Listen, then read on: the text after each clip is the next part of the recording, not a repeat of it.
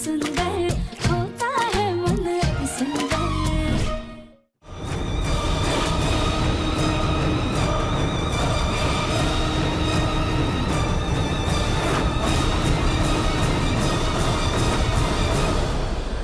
सुजाता, ऐसे अंधेरे में तुम क्या कर रही थी?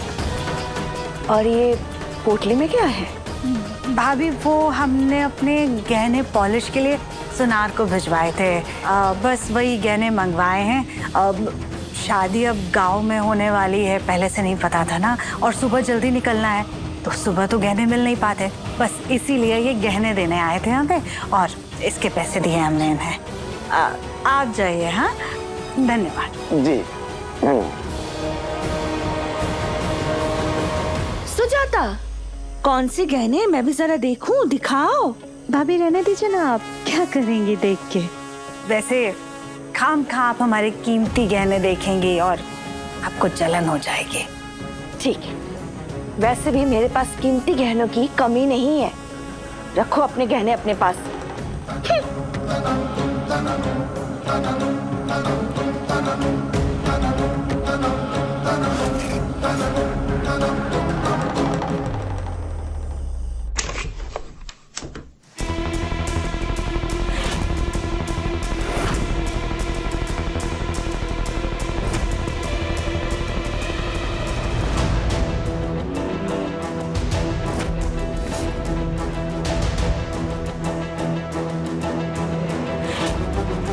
गहनों का बैग किधर रखा है?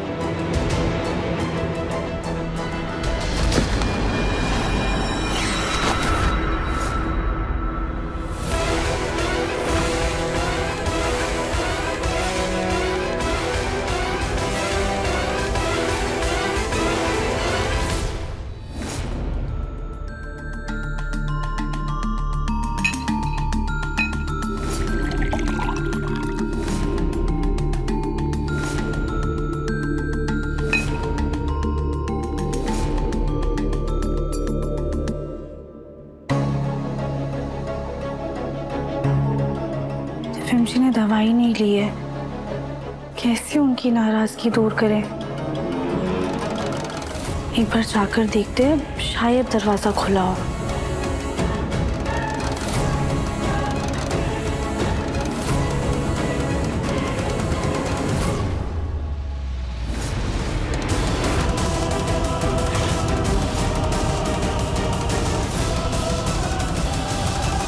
अच्छा हुआ इसकी एक चाबी हमने अपने पास रख ली थी।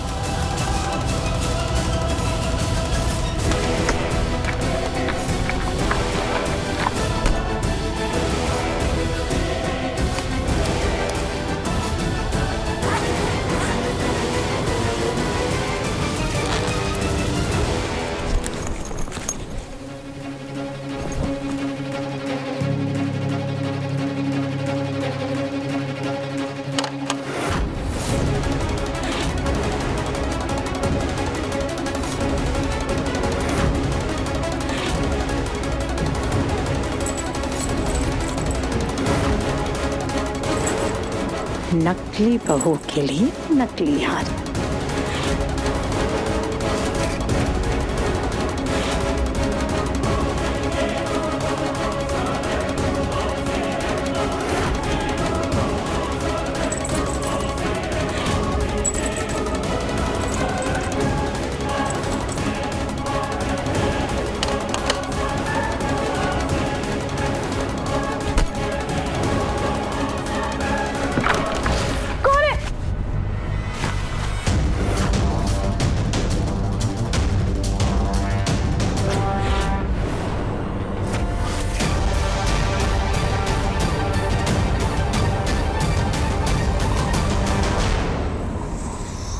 हमें लगा था दादी सास के खर्राटे अब तक बंद हो गए होंगे, ये तो अभी भी चालू है।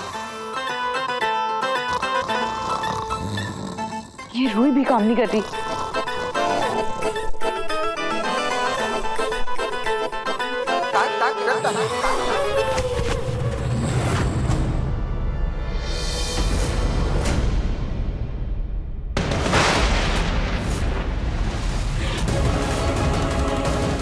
ये कली जी के रूम का दरवाजा क्यों खुला हुआ है? शायद बड़ी दादी जगी होंगी।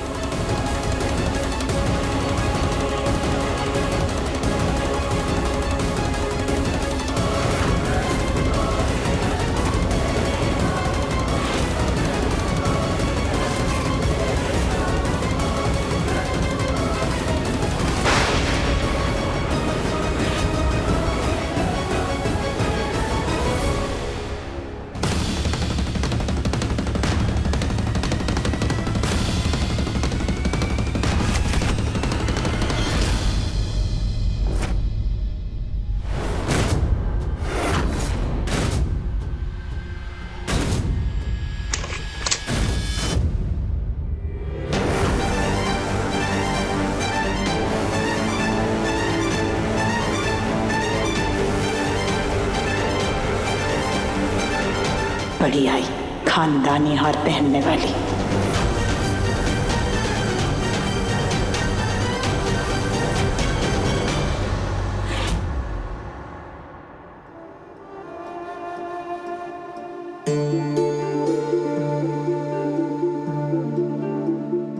अगर दरवाजा खटखटाएंगे तो दिव्यम जी की नींद टूट जाएगी। क्या करें?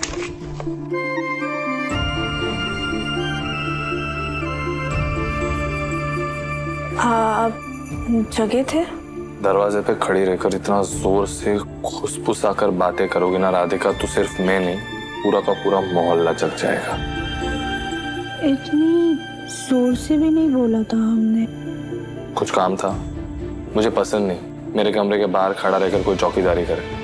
दिव्यम जी, हम जानते हैं आप हमसे बहुत ज्यादा नाराज है, लेकिन ऐसे गुस्सा करके खुद को परेशान मत कीजिए ना।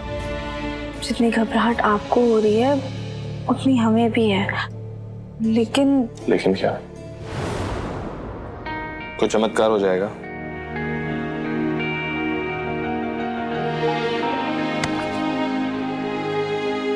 दिव्यम जी, भोलेनाथ पर भरोसा रखिए, कोई ना कोई चमत्कार हो ही जाएगा, लेकिन सब ठीक होगा।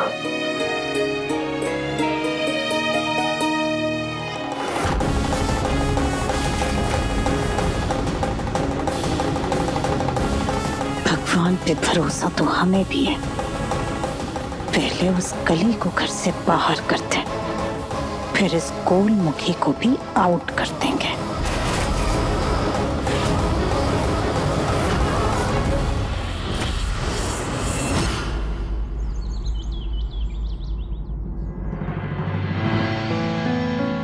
जी सरपंच जी, हमने फैसला किया है कि हमारी कली की शादी हम गांव से ही करेंगे और हमारे परिवार वालों के साथ हम लोग बस गांव के लिए अभी निकल रहे हैं। बहुत अच्छा फैसला किया प्यारी बहन आपने।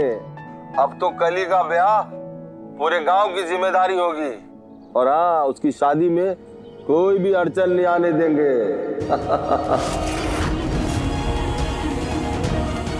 यही तो हम चाहते थे। धन्यवाद सरपंच जी। वैसे हम ये जानना चाह रहे थे कि वहाँ का मौसम कैसा है? बहुत सर्दी तो नहीं है ना? हो क्या है, सर्दी से हमारा मुन्ना बीमार हो जाता है।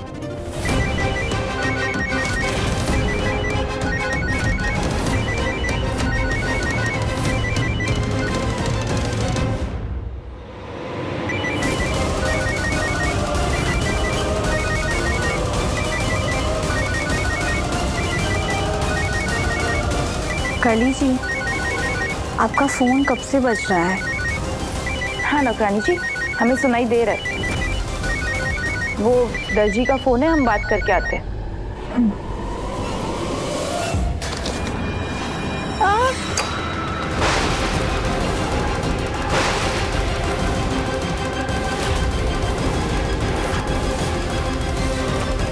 दादी सासी,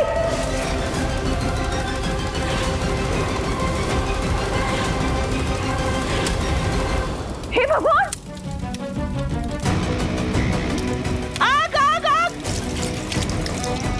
ये आग कैसे लग गई? हे भगवान, अरे तुम जहल बुद्धि हो क्या? सुबह सुबह इतना बड़ा अपशगुन कर दिया। कली की शादी की शगुन की चुनरी को आग लगा दी तुमने।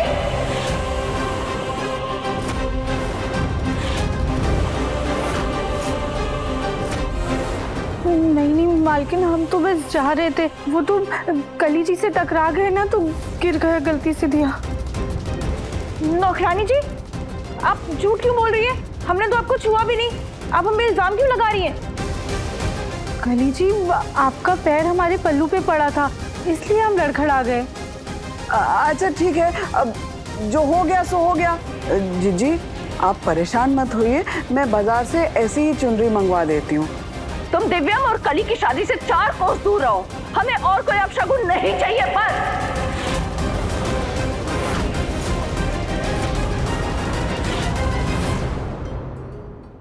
बड़ी दादी,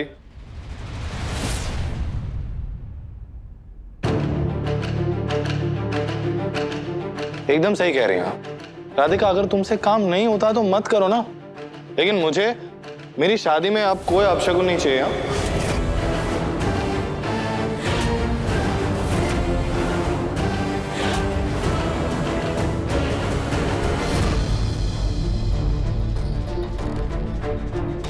मुन्ना, तुमने अपना सामान जमा लिया? जी बड़ी दादी, यूं समझिए कि मैंने अपना सारा सामान पैक कर लिया। ठीक है। और जग्गू?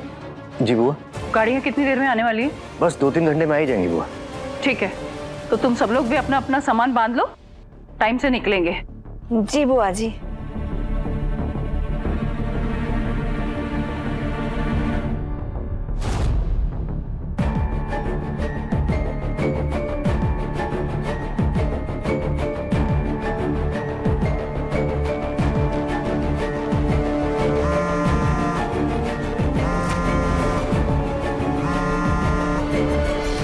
सुजाता जी। और सामान पैक करने में मेरी मदद कर दो।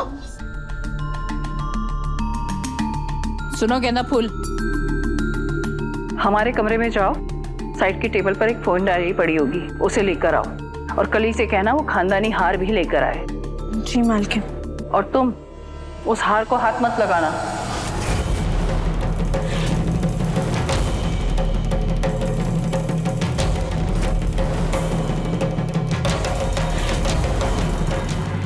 हाँ शन्नू, तुमने बिल्कुल सही सुना, हमारी शादी पक्की हो गई है और हम शादी करने गांव ही आ रहे हैं।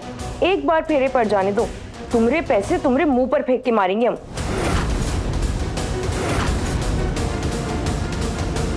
यहाँ तुम चंद पैसों के लिए हमारी जान खा रही हो। देखना, 9 लाख का हार पहन के शादी करेंगे हम, तुम्हारी आंखें फटी की फटी रह जाएंगी।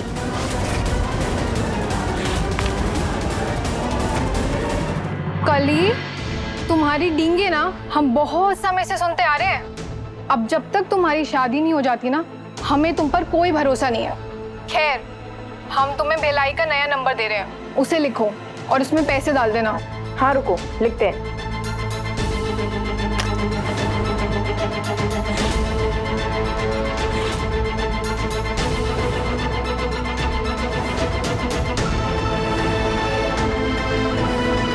बोलो। 999।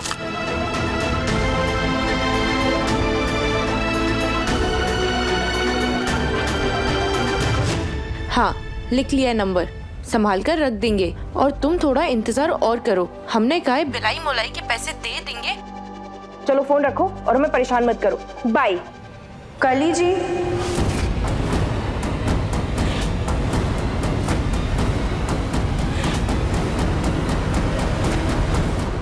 जी नौकरानी जी।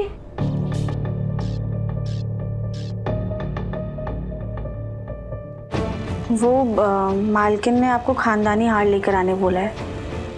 ठीक है।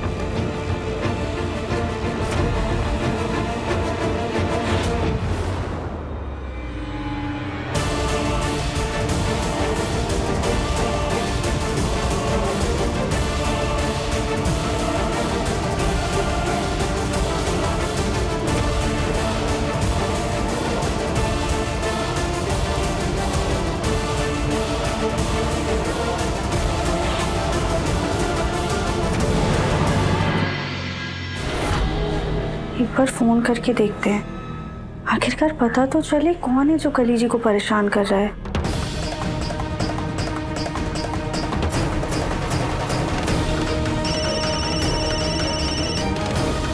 अरे अब भी कौन फोन कर रहा है? अरे यार, रिंग तो बज रही है पर फोन क्यों नहीं उठा रहे कोई?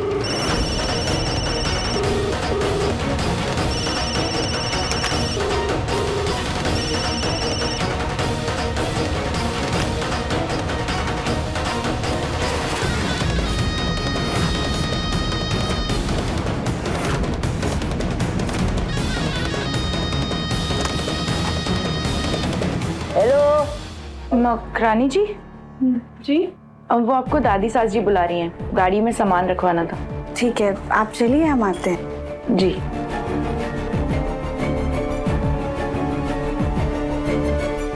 वैसे आप कुछ छुपा रही थी क्या?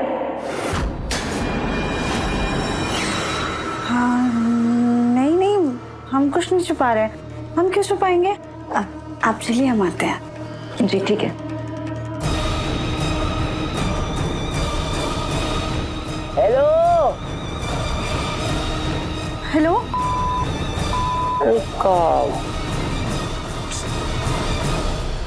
लगता है फोन कट हो गया। क्या छुपा रही हो सुजाता? हाँ हाँ बोलो सुजाता, क्या छुपा रही हो तुम? भाभी आप ये क्या कह रही?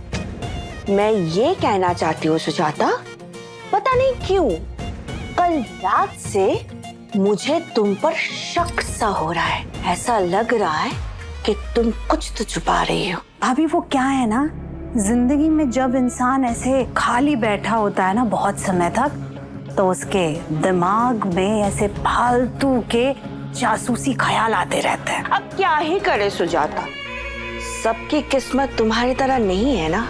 दो दो बहुओं का सुख, दोनों को संभालने की जिम्मेदारी, दोनों की सेवा की ऐश। एक बहू पैर दबाए और दूसरी गला।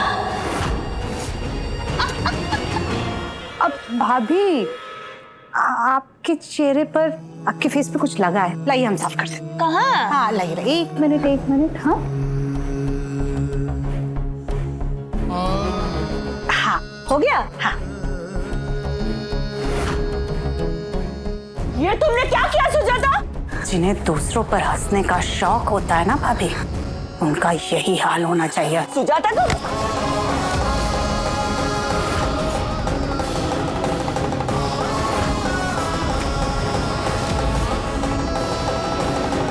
आइंदा से हमारे मुन्ना का कभी मजाक मत बनाइएगा, वरना इससे भी बुरा हाल होगा आपका। तुम्हें तो मैं देख लूंगी।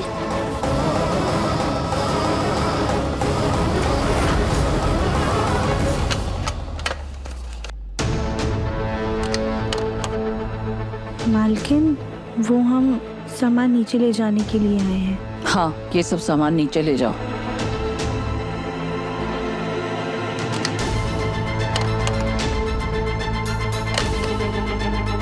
किलो भर खाती हो और काम के वक्त नाजुक कली बन जाती हो। उठाओ ढंग से।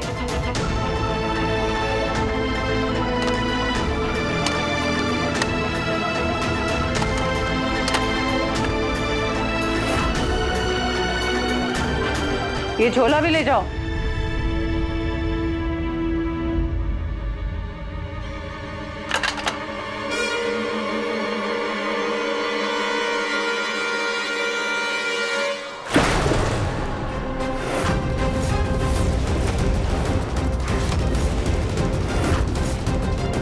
शगुन का सामान भी सब गिरा दिया तुमने।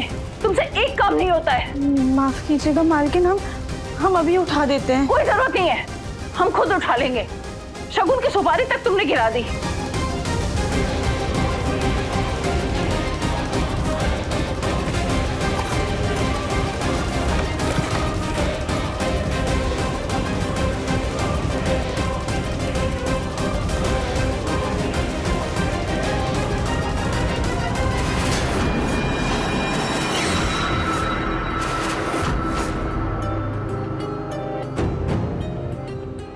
ये क्या है?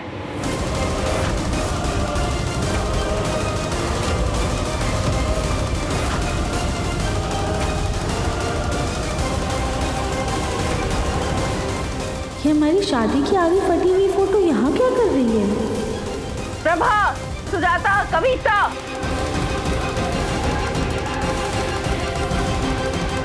क्या हुआ बुआ? कि क्या है?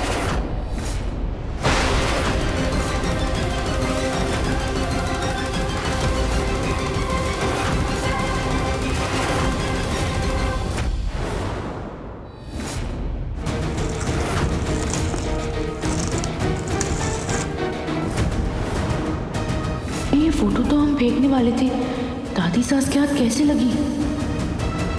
क्या है बोलो? बुआ, ये राधिका की शादी की फोटो है। वो तो हमें भी दिख रही है, लेकिन इसके पीछे क्या है? ये पीछे हॉल की फोटो है, तो क्या इस गेंदा फूल की शादी इसी घर में हुई थी?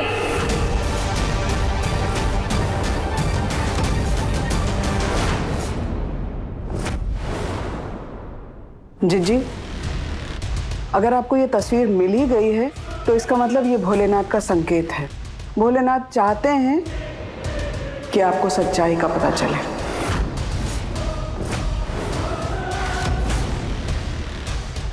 सच्चाई? कैसी सच्चाई? जी, यही सच कि नौकरानी जी को ये सब लोग बहुत मानते हैं ना, तो इनकी शादी की जिम्मेदारी भी इन्हीं सब ने ली थी।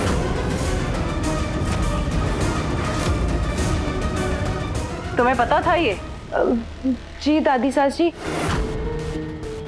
हमने आपको इसलिए नहीं बताया कि कहीं आप गुस्सा ना हो जाएं, आपका बीपी ना बढ़ जाए। आप तो जानती हैं ना कि आपकी सेहत से ज्यादा जरूरी हमारे लिए और कुछ नहीं है। कुछ ज्यादा ही ठाट है इस नौकरानी के। अब चलो, सामान नीचे लेकर आओ।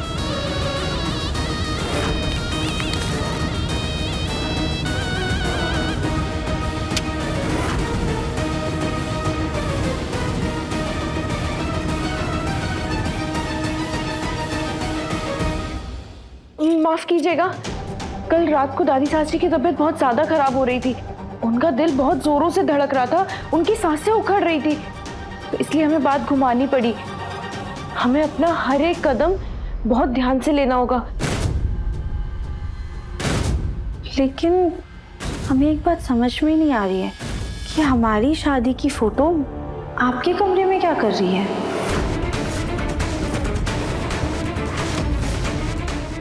ये तो हमें भी समझ में नहीं आ रहा है राधिका जी। शायद कोई चूहा लाया होगा, उसने यहाँ लाके कुतर दी होगी। लगता है किसी हट्टे कट्टे चूहे ने ये कुतर दिया। क्यों कली बिटिया? शायद। अब जो हुआ सो हुआ, गांव चलने की तैयारी करो। जी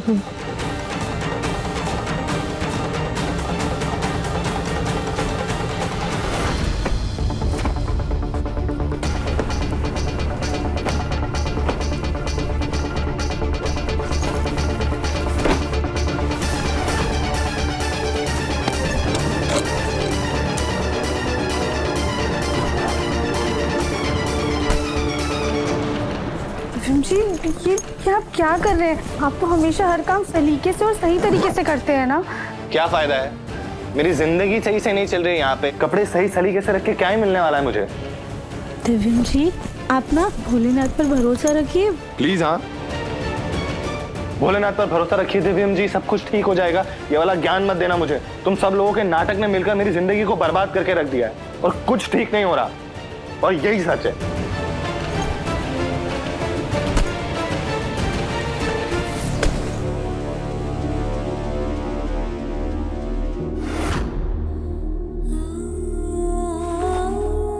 दिव्यम जी, अगर मन में ठान ले और सच्ची निष्ठा से कुछ भी काम करे ना, तो सब कुछ सही किया जा सकता है, फिर चाहे वो कपड़े हो या जिंदगी।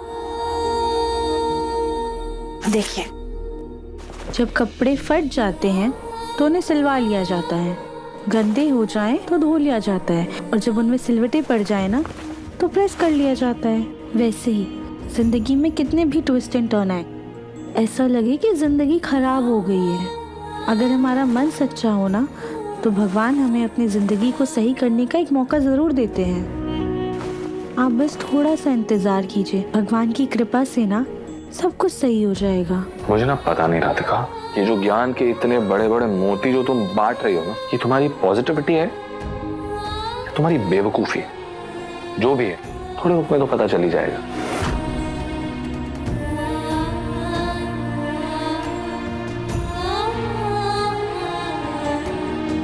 हमने दिव्यम जी को भरोसा दिलाने के लिए ये सब बोल तो दिया, पर सच बात तो ये है कि अंदर से तो हमें भी बहुत ज्यादा डर लग रहा है।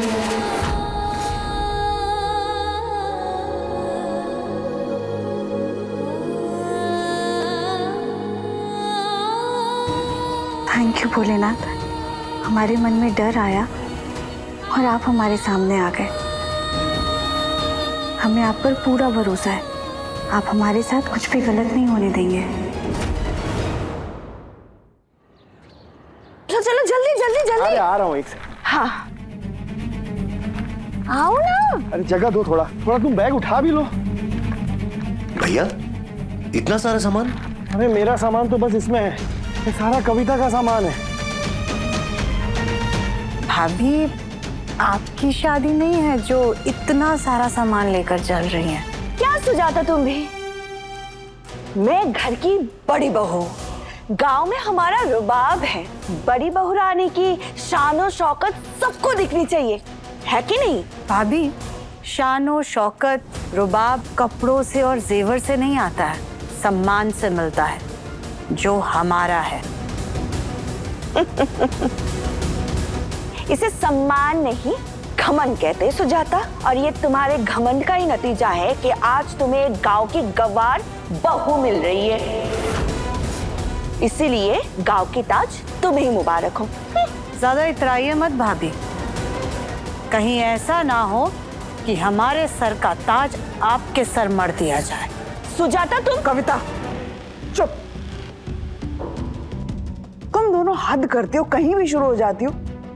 समय जगह कुछ तो देखो। अरे वाह, आ गए सब लोग।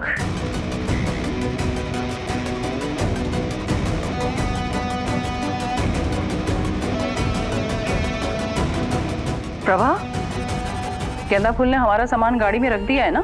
जी रख दिया। दिव्यम कहाँ है? दिव्यम बेटा जल्दी आ जाओ, सब लोग तुम्हारा इंतजार कर रहे हैं। बुआ मुन्ना आ गया।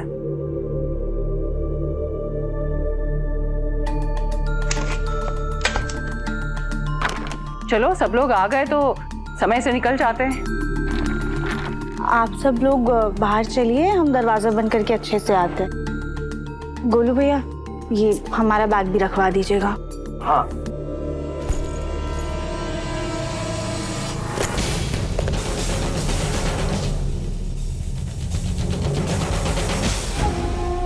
तुम शादी में नहीं जाओगी।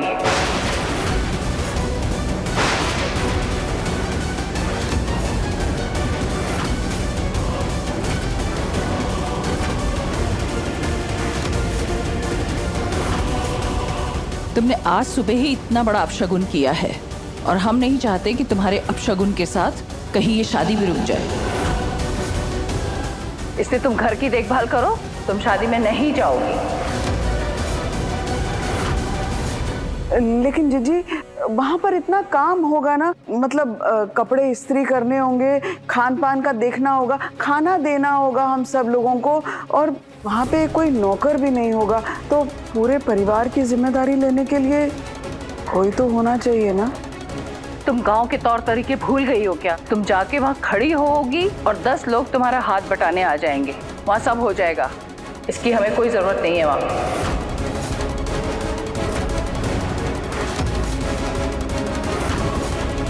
लेकिन बुआ लोग क्या सोचेंगे, क्या कहेंगे सब गांव में कि इतने बड़े लोग आए और उनके साथ में कोई नौकर भी नहीं है। सुजाता, जिसको जो सोचना है वो सोचने दो, हमें कोई फर्क नहीं पड़ता, पर इस अपशगुनी को हम अपने साथ नहीं ले जाएंगे।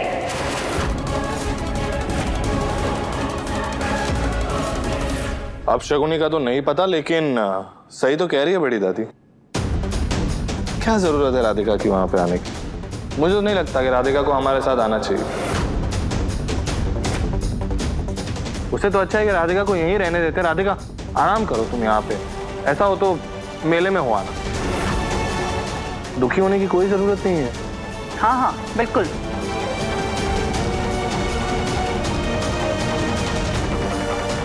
खैर मैं जा रहा हूँ बाहर, जिसको आना है वो आ जाए। चलो सब लोग खड़े खड़े क्या देख रहे हो? हमने कह दिया ना, ये नहीं जाएगी मतलब नहीं जाएगी। वाह, ये तो सोने पे सुहागा हो गया।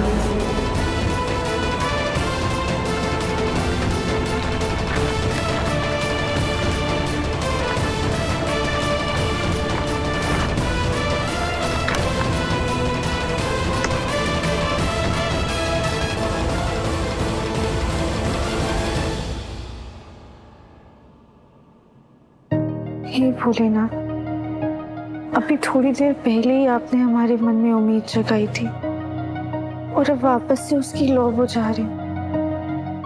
प्लीज ऐसा मत कीजिए, कैसे भी करके हमारी मदद कीजिए भोलेनाथ।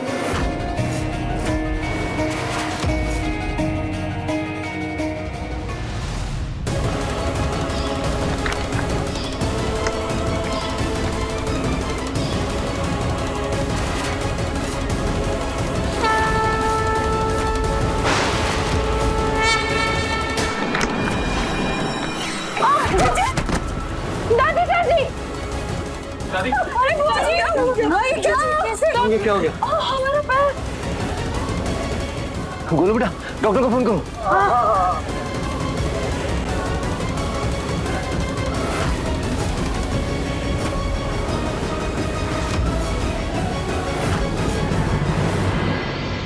दादी, मैंने डॉक्टर को बुलाया है, वो बस आ ही रहे हैं। हाय यहाँ बहुत दर्द हो रहा है। बड़ी दादी कुछ नहीं हुआ, बस हल्की सी मोच आई है। मालकिन, हमने आपके लिए ना हल्दी वाला लेप बनाया है, आप इसे पैरों में लगाएंगी तो आपको दर्द में आराम मिल जाएगा। हाँ मुझे दो, मैं लगा देती हूँ।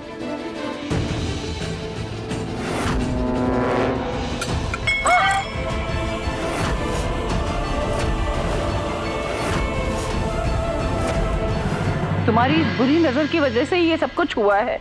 नहीं लगवाना हमें तुम्हारे हाथ से। डॉक्टर को आने दो, वो देखेंगे। डॉक्टर साहब आ गई। आइए डॉक्टर साहब।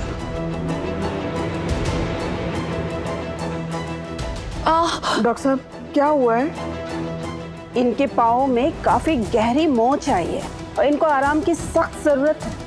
डॉक्टर, हम आराम कैसे कर सकते हैं? हमारे बच्चों की शादी है, हमें गांव जाना है। देखिए, अगर आप इस हालत में चलेंगी फिरेंगी तो आपके पाँव के हड्डी टूटने का पूरा खतरा है। 2 दिन आराम कीजिए, वरना महीने भर आपको बिस्तर पे ही रहना होगा।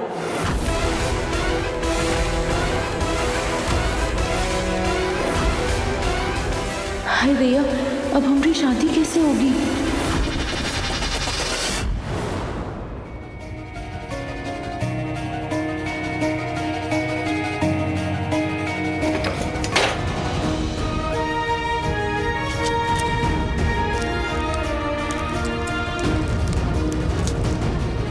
बढ़िया तरीका ढूंढा है।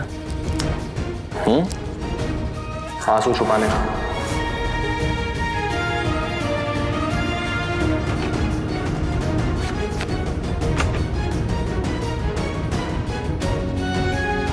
हम ठीक है।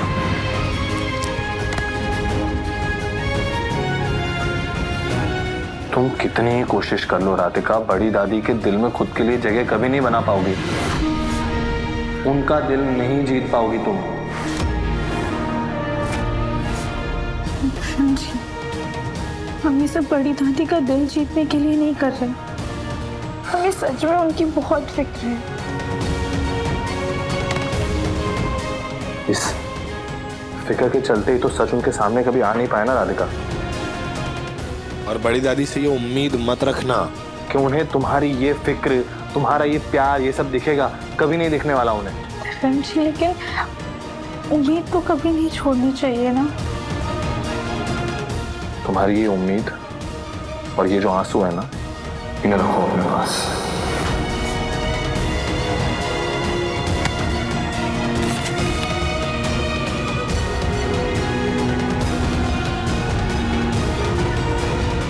दादी सास जी के पैर में मोच भी आज ही आनी थी क्या? अब कब निकलेंगे हम गांव? बस एक बार गांव पहुंच जाए, फिर हमारी शादी होने से कोई नहीं रोक सकता।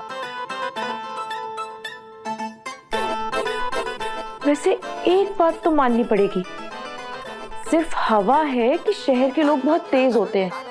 यहाँ तो एक नंबर के मूर्ख भरे पड़े हैं सारे के सारे।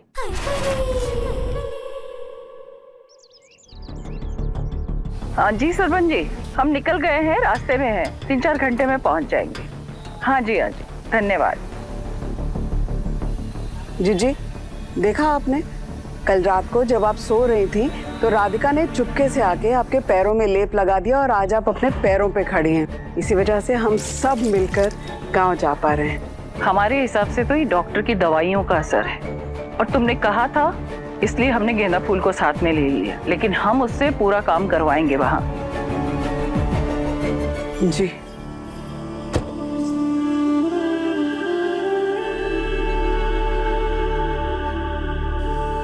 बहुत खुश हो ना तुम राधिका, मेरी शादी के लिए?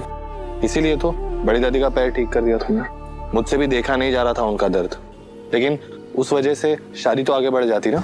दिव्यम जी, शादी तो आगे बढ़ जाती, लेकिन इसे बड़ी दादी की तकलीफ हमसे देखी नहीं जा रही थी। और वैसे भी जितनी जल्दी सच सामने आ जाएगा उतना ही अच्छा है।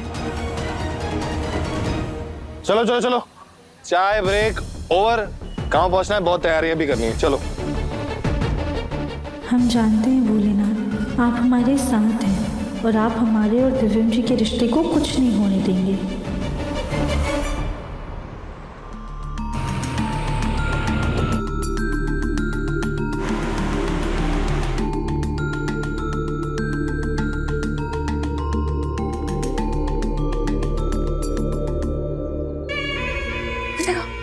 अब तो सरसों के खेत में फोटो खिंचवाएंगे। हाय, वैसे सुजाता, गांव की बहू लाने का कुछ तो फायदा हुआ। कभी कभार खुली हवा, शुद्ध हवा खाने के लिए हम सब लोग गांव आ जाएंगे घूमने के लिए, है?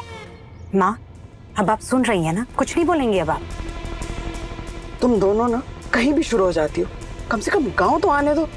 ब्रिज, भगवान का लाख लाख शुक्र है कि जिज्जी मान गई है राधिका को गांव लाने के लिए। सही कह रही है माँ। हाँ ना मम्मी जी, पता नहीं राधिका ने ऐसा कौन सा लेप लगा दिया कि उनके पाँव की सारी जख्म, सारी सूजन झट से कम हो गई।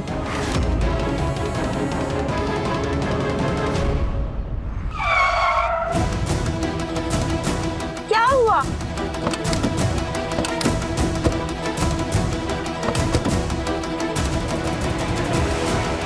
क्या हुआ? क्या हो गया? गाड़ी क्यों रोक दी? अरे सब लोग रुक क्यों गए? इसके आगे हमको 2 किलोमीटर पैदल जाना पड़ेगा, यहाँ से आगे गाड़ी नहीं जाएगी। क्या? हाँ। हे भगवान, पैदल जाना होगा। मम्मी जी, मेरी साड़ी, सैंडल क्या होगा? और मेरे पास इतना सामान है, कैसे जाऊं? और लाइए भर भर के सामान, तब तो टशन दिखानी थी आपको। देख लिया मम्मी जी, देख लिया आपने? अरे तुम लोग चुप रहो, नौकरानी है ना, वो ले आएगी सामान, तुम लोग चलो।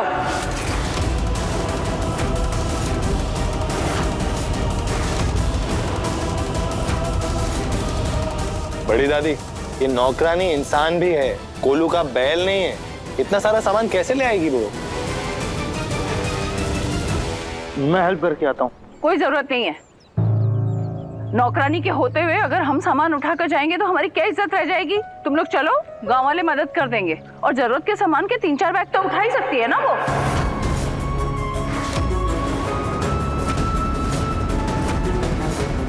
चलो सब लोग, चलो चलो।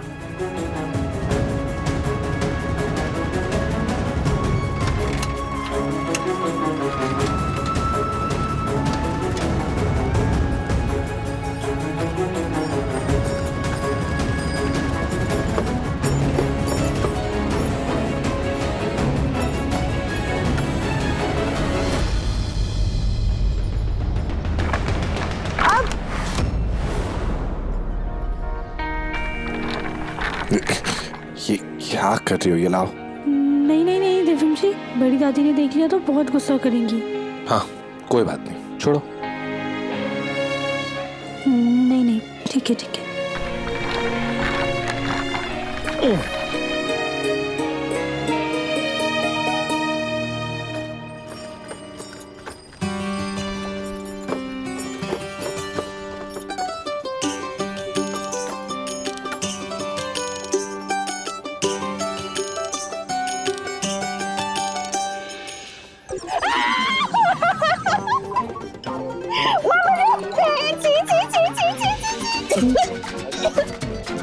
कविता,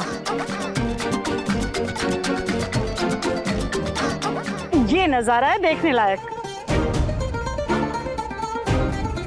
मुझे तो उल्टी आ रही है मम्मी जी। ताई जी ये सिर्फ गोबर है, और वैसे भी गोबर का लगना ना शुभ शगुन होता है।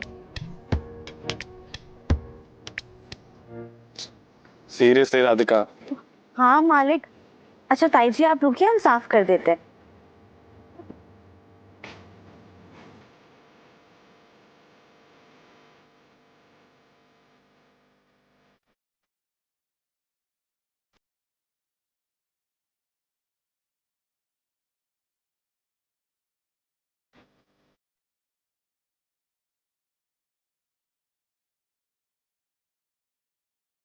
कितनी समझदार लड़की है। आजकल बच्चे तो मुंह फेर लेते हैं गोबर का नाम सुनते ही। कहाँ से मिले इतने संस्कार?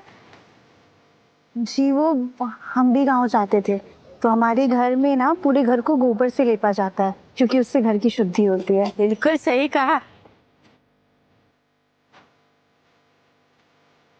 ये राधिका भी ना किसी भी हालत को संभाल लेती है। इसको गांव में भी सबका दिल जीतना है, चलते ही की। हो गया ताई जी, आराम से। चलो सब लोग चलो, गांव में सब लोग हमारा फूलों की माला लेकर इंतजार कर रहे हैं। आओ।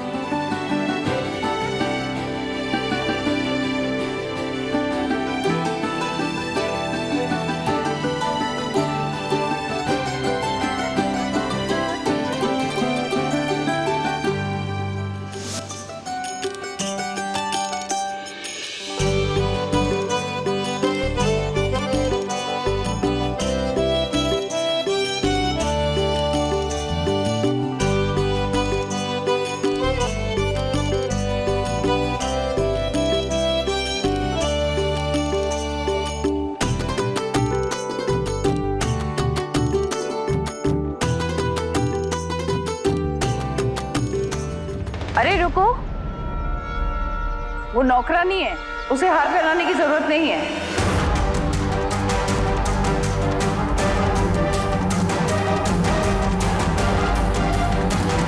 हाय दैया, शहर की नौकरानी भी इतनी तंदुरुस्त होती हैं।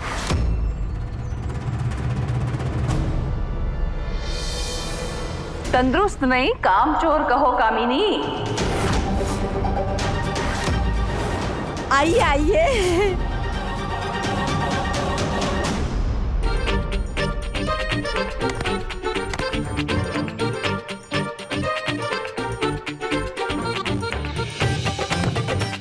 हमारे तो भाग ही खुल गए समदन जी।